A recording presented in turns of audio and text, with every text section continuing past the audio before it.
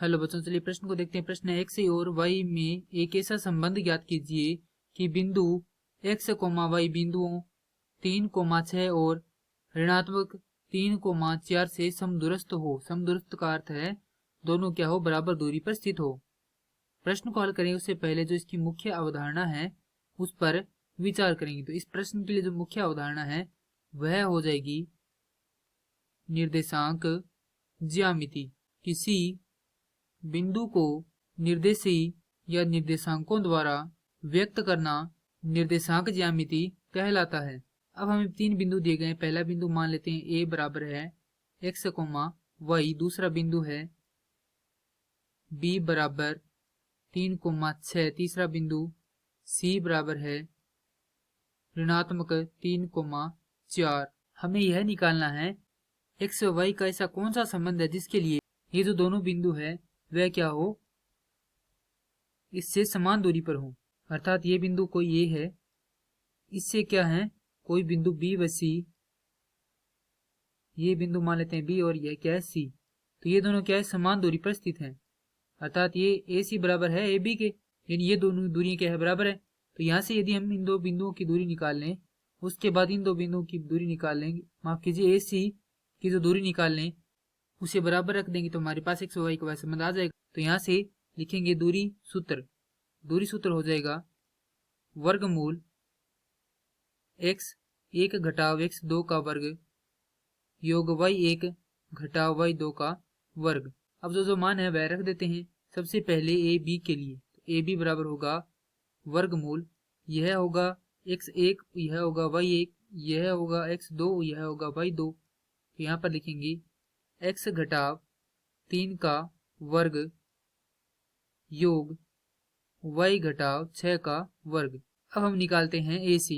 तो यहाँ से AC बराबर होगा, यह होगा x1, यह होगा y1, यह होगा x2 और यह होगा y2। वर्गमूल x घटाव ऋणात्मक 3 का वर्ग योग y घटाव 4 का वर्ग।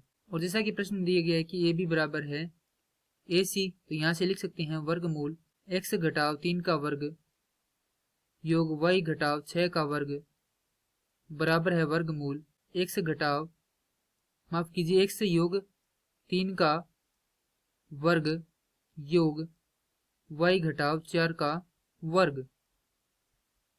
अब दोनों तरफ क्या करेंगे, वर्ग करेंगे।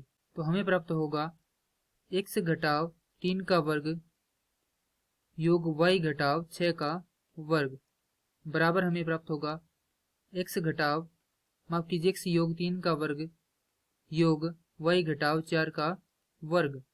वर्ग करेंगे तो यहाँ पर प्राप्त होगा x का वर्ग योग 3 का वर्ग अर्थात 9 घटाव 2 गुणा ए बी, अर्थात यहाँ पर b का मान 3 है तो यह हो जाएगा 6x। इसी प्रकार यह हो जाएगा y का वर्ग योग 36 घटाव 12 y बराबर x का वर्ग योग 9 योग 6x योग y का वर्ग योग 16 घटाव 8y।